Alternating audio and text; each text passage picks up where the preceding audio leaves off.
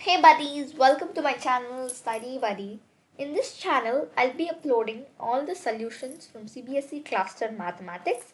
So today we are going to solve the first problem of exercise 2.2 from Polynomials chapter. So let's get started with the first problem. Question number 1. Find the zeros of the following quadratic polynomials and verify the relationship between the zeros and the coefficients. So they have given us some 6 sets of quadratic polynomials and asking us to find the relation between the zeros of the polynomials and the coefficients. So these are the 6 sets. Let's find the relation for the zeros and the coefficients for the first set of quadratic polynomial. So consider a polynomial x square minus 2x minus 8, where x minus 4 into x plus 2 is the abbreviation of the given polynomial. So for zeros of this, you have to equate the two terms to 0. So x minus 4 is equal to 0 and x plus 2 is equal to 0. So therefore, you get x is equal to 4 and minus 2. So the zeros of the polynomials are 4 and minus 2 respectively. So the sum of the zeros, that is 4 plus of minus 2 is 2. So by that you are writing the coefficient of x by the coefficient of x squared, that is minus the coefficient of x by the coefficient of x squared. So by that you get minus of minus 2 by 1, that is plus 2. Now for the product of zeros, that is 4 into 2 minus 2, which is equal to minus 8. You can do it in this way, or consider the constant term and the coefficient of x squared, that is minus 8 by 1. And hence we have proved the first one. Moving on to the second question, that is 4s square minus 4s plus 1. So let's go ahead with the solution of that. Consider a polynomial, say 4s square minus 4s plus 1 as mentioned in the question. This is of the form 2s minus 1 whole square. So by that I can write for the zeros of 4s square minus 4s plus 1 is equal to 0 can be written as 2s minus 1 whole square, that is equal to 0.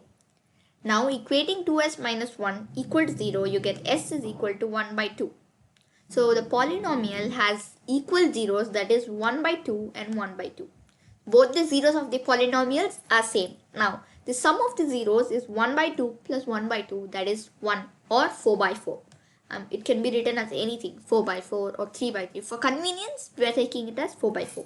So, as I told you in the previous one, that the sum of zeros can be written as minus of coefficient of s by coefficient of s square. That is minus of minus 4 by 4, which gives us 1. Now, the product of zeros, that is 1 by 2 into 1 by 2 is 1 by 4. So, the constant term by the coefficient of s square gives the product of zeros. Hence, we have proved the second question. Moving on to the third one, that is 6x square minus 3x minus 7. Moving on to the third one, you get consider the polynomial 6x square minus 3 minus 7x, that is equal to 6x square minus 7x minus 3. So which gives us that 6x square can be written as minus 9x plus 2x minus 3. By taking 3x common, you write 3x into 2x minus 3. Here you take 1 common into 2x minus 3. Therefore, you get 2x minus 3 into 3x plus 1. So for zeros, 2x minus 3 is equal to 0 and 3x plus 1 is equal to 0. So, x will be equal to 3 by 2 minus 3 by 2 comma minus 1 by 3. So, zeros of the polynomial are 3 by 2 and minus 1 by 3. So, the sum of zeros, as I told you, 3 by 2 minus 1 by 3, that is 7 by 6 is the sum of zeros. As I told you, it can be written as the minus of coefficient of x by coefficient of x square, which gives us minus of minus 7 by 6. Now the product of zeros, that is 3 by 2 into minus 1 by 3, gives us minus 1 by 2, which is equal to minus 3 by 6. That is the constant term by the coefficient of x square. Hence, we have proved the third one. Moving on to the fourth question, 4u square plus 3u. So consider the polynomial 4u square plus 8u, which is equal to 4u into u plus 2. For zeros, 4u into u plus 2 is equal to 0. So you get u is equal to 0 or u plus 2 is equal to 0. Therefore, the zeros of the polynomials are 0 and minus 2. Sum of zeros is equal to 0 plus of minus 2. That is minus 2, which is equal to minus 8 by 4. Minus of the coefficient of u by the minus coefficient of u square. As I told you, this can be written as coefficient of u by minus of the coefficient of u by coefficient of u square. So the product of zeros is equal to 0 into minus 2. Anything into 0 is always 0 and the product is 0. For convenience, it can be written as 0 by 4. Since the constant term by the coefficient of u square. That is what gives us the value of products of zeros. So hence we have proved the fourth one also. Moving on to the fifth one, that is t square minus 15. So consider the polynomial t square minus 15. That is t minus root 15 into t plus root 15. So for the zeros, t minus root 15 into t plus root 15 is equal to 0. So t minus root 15 is equal to 0 and t plus root 15 is equal to 0.